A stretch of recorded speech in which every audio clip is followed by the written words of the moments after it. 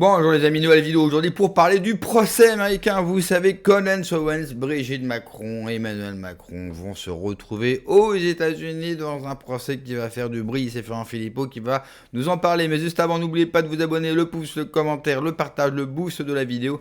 Merci à tous ceux vraiment qui me soutiennent. Merci à tous ceux qui m'ont rejoint sur Patreon et qui m'ont soutenu sur Tipeee. Vous avez tous les liens en description sous la vidéo, bien sûr. Allez, on l'écoute et on en parle juste après. Nathalie, le procès Brigitte, c'est le 22 juin. Mais là, on va justement, contre Candace Owens. Oui, alors j'ai vu une députée macroniste dire elle a gagné son procès contre Candace Owens, il n'a même pas eu lieu. Non, mais ces gens-là. Alors, mais on va parler de Brigitte Macron, car là, c'est France Télévisions qui crache le morceau. Vous avez eu jeudi soir, là, ce jeudi 4 juin, vous avez eu un C'est à vous sur France 5 spécial Brigitte Macron qui s'appelait les Macron d'ailleurs, pas que Brigitte, Emmanuel aussi, les Macron face aux théories du complot. Alors, et vous avez diffusion là aussi sur France 5 et sur la plateforme de France Télévisions en ligne, mais c'est sur France 5, je crois, ce dimanche, donc 7 juin à 21h10 en prime time comme on dit, le documentaire Brigitte Macron, l'ombre de la rumeur. Et vous allez voir, alors je vais vous lire, regardez le résumé, vous allez voir, il y a tout qu'ils ont mis sur le site. Vous allez voir quel est le but de tout ça, de l'opération. L'équipe de la fabrique du mensonge, donc c'est l'équipe qui a fait ce documentaire, a voulu comprendre comment une théorie aussi invraisemblable a pu se propager si vite et si massivement. Comment un récit né dans la sphère covido-sceptique, boum, première cible, repris par des influenceurs d'extrême droite, forcément, a fini par circuler dans les réseaux politiques proches de la Maison-Blanche, Musk, Trump, ça, troisième cible, et même du Kremlin, quatrième cible, les Russes. N'en ajoutez pas, il y a tout. Voilà. Bingo. Un strike. Ils ont fait un strike. Covido, donc anti-vax, extrême droite, Musk, russe. Ça, c'est le but. En fait, ça ressemble beaucoup à la tribune de Attali, hein. C'est pour vous expliquer ce qu'il faut censurer. Alors attendez, le loto gagnant écrit de quoi trop gagnant en Irlande, tout à fait, c'est ça. Mike Chanel qui est morte de rire. À travers, alors attendez, je continue. À travers des échanges sans filtre, ce film nous plonge au cœur des rouages de la désinformation contemporaine et révèle comment une rumeur peut, en quelques clics, cinquième cible. En quelques clics, ça veut dire quoi? Internet, les réseaux sociaux. Se transformer en affaire politique, en enjeu d'État. Mais c'est pas les réseaux sociaux qui ont transformé cette affaire en enjeu d'État. Ce sont les Macron. Quand ils portent plainte, ce qui n'est jamais vu pour un président de la République française, contre une influenceuse américaine, ils savent très bien qu'ils mondialisent l'affaire. Ils savent très bien qu'il va y avoir des reprises de presse partout, en France, aux États-Unis et dans le monde entier. C'est eux qui en font une affaire d'État. Quand ils traînent 10 Français devant les tribunaux pour cyberharcèlement, quand ils s'attaquent à des personnes qui les traînent devant les tribunaux en appel, ils vont même en cassation maintenant, mais c'est eux qui en font une affaire d'État. Mais non, mais là vous avez 5 cibles. Les vaccins, on ne sait pas ce que ça vient faire là, covido-sceptique, ça mange pas de pain. Les Russes, Musk, les réseaux sociaux, l'extrême droite, c'est-à-dire, on va dire, allez, tout ce qui porte un drapeau français, quoi. Par exemple, les Frexiteurs, qui sont faussement qualifiés d'extrême droite, alors qu'on n'a rien à voir avec tout ça. Nous, chez nous, aux Patriotes, il y a des gens qui viennent de la droite, de la gauche et de partout. Vous voyez? Donc là, ça, c'est une opération. C'est à vous. Ce documentaire, France 5, le soir, dimanche, c'est une opération où France Télé crache le morceau. Ils vous disent la réalité de quel est le but réel de cette affaire pour les Macron et pour le système. Intimider, faire peur et censurer, contrôler, fliquer, interdire les réseaux sociaux. Et ça rejoint la tribune Attali. Ça rejoint totalement. Ni droite, ni gauche, tous patriotes, c'est vrai.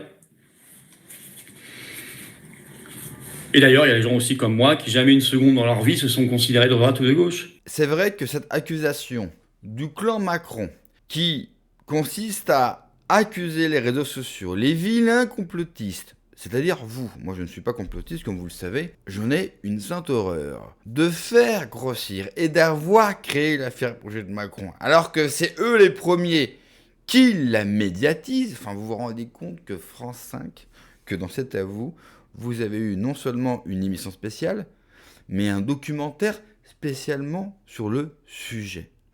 Moi, là où je m'interroge, c'est pourquoi faire ça? Pourquoi ils s'efforcent à rendre cette affaire médiatique? Je m'explique. Cette affaire, c'est une affaire Internet. Alors certes, on en parle beaucoup, nous, mais le grand public, les Français sont pas au courant, ils s'en foutent de cette affaire.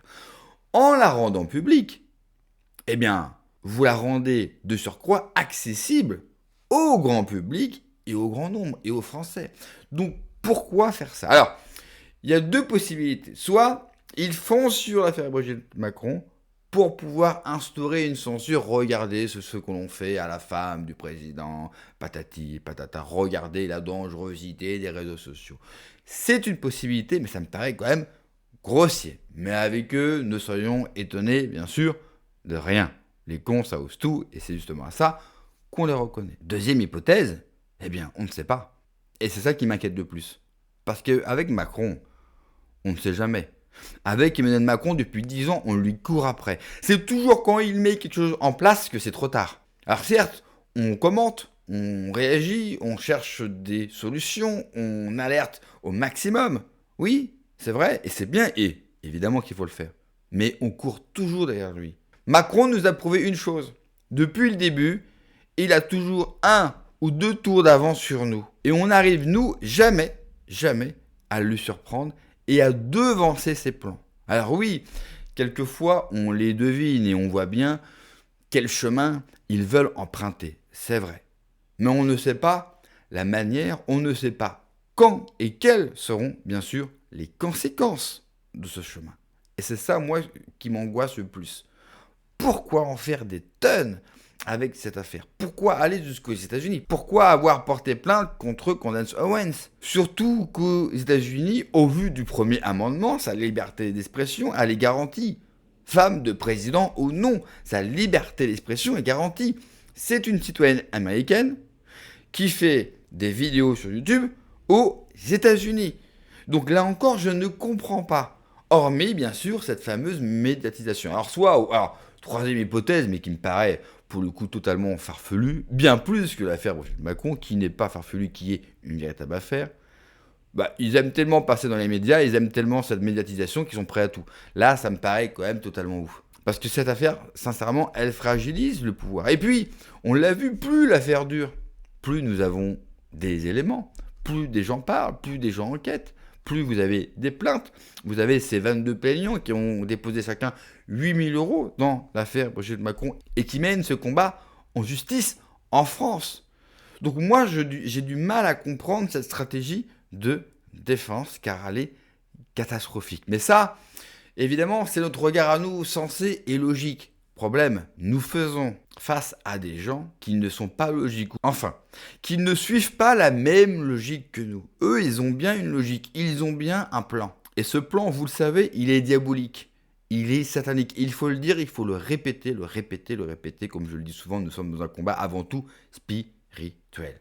Et le problème, il est essentiellement là, dans cette affaire. Enfin, dans la partie médiatique de cette affaire, quel plan est caché derrière cette médiatisation et qu'est-ce qu'il nous réserve pour l'avenir? En tout cas, il faut continuer absolument à suivre cette affaire d'extrêmement près. Merci d'avoir regardé la vidéo les amis, n'oubliez pas comme d'habitude de vous abonner, le pouce, le commentaire, le partage, le boost de la vidéo, prenez soin de vous, que Dieu vous protège. Allez, ciao.